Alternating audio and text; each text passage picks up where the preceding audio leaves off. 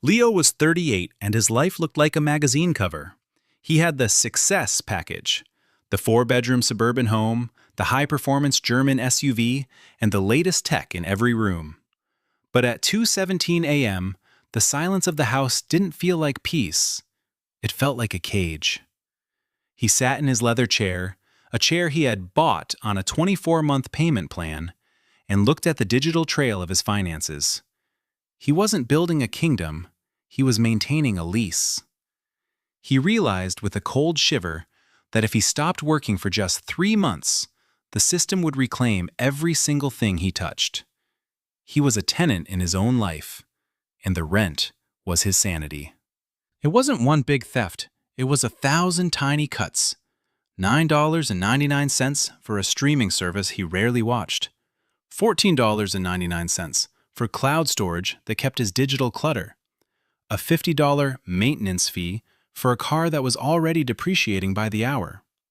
He calculated the annual total, $1,200, and realized he had traded over 100 hours of his labor for access to things he would never truly own.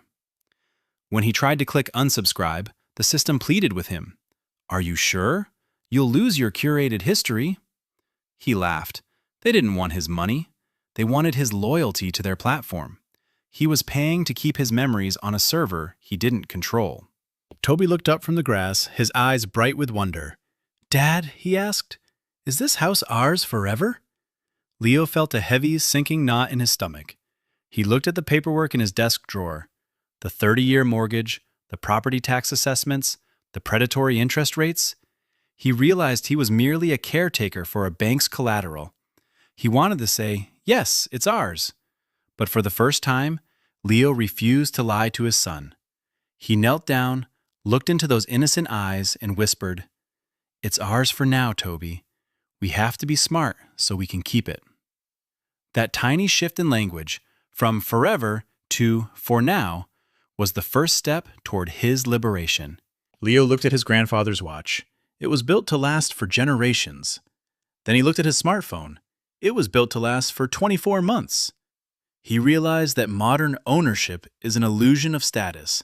The software updates weren't improvements, they were engineered obsolescence, designed to make him feel poor so he would buy the next model. He had been chasing the new, but all he was getting was the disposable.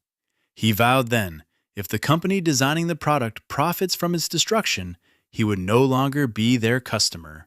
The breaking point came when a platform he used for his digital archives went bankrupt. Overnight, the cloud vanished. His family photos, his journals, his music, poof. A digital exile. He had traded his sovereignty for the convenience of someone else's server. He learned a hard truth. If you can't hold it, if you can't host it on your own hardware, you don't own it. You're just a guest in their house, and they can evict you without notice.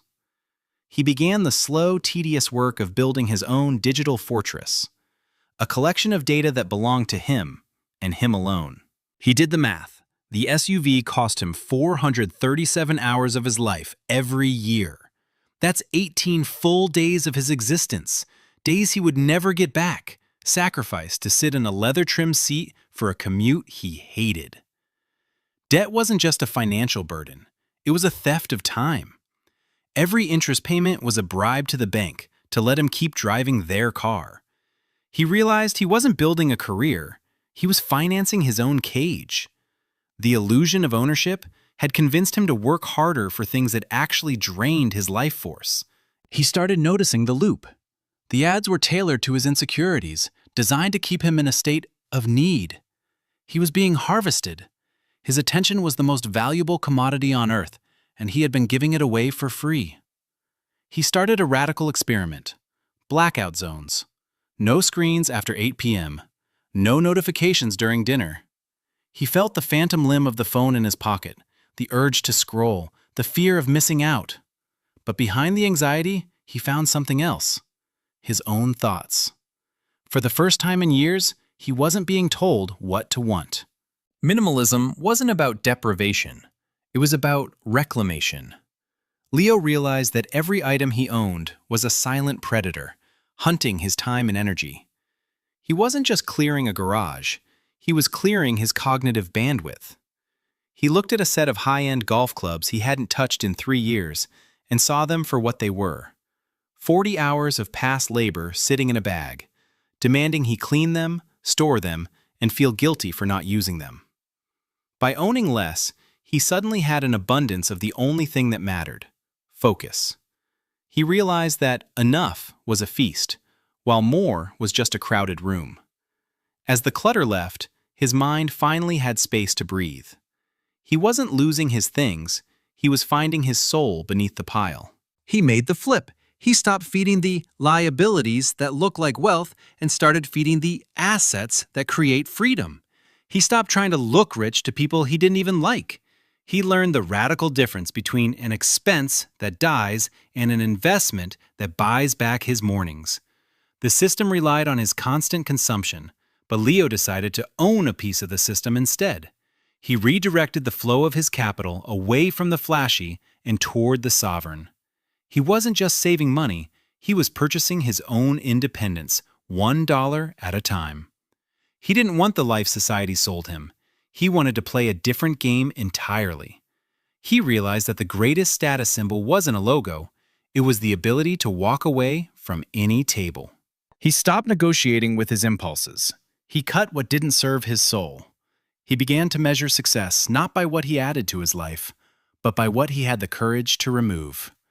He practiced the lost art of waiting, the radical act of saying no to the shiny things that promised a happiness they could never deliver. In a world designed to keep him in a state of need, Leo became a man who wanted for nothing. He was no longer a target for an algorithm. He was a ghost in their machine. He stopped reacting and started acting. He didn't just buy a life. He crafted one with intention, hour by hour, choice by choice. They can repossess the car, they can foreclose on the house, they can delete your digital history with a single server reset. But there is one thing they cannot touch, the one thing you truly own: your time. Leo realized that all those years he spent chasing the ownership of things, he was actually giving away the ownership of himself. He had been treating his life like a commodity to be traded, rather than a gift to be experienced. The revolution isn't about having less stuff. It's about the radical realization that you already possess the most valuable currency in the universe: your time, your attention, and your unwavering freedom. He stood there, finally understanding that true wealth isn't found in what you can show the world, but in what the world can no longer take away from you. He was no longer a tenant of his own days, or a subscriber to someone else's dream. He was the architect of his own silence and the master of his own peace. The question isn't, what can I buy next? The real question is, who are you giving your life to? Because once you stop chasing the illusion of owning the world, you finally begin to own your soul.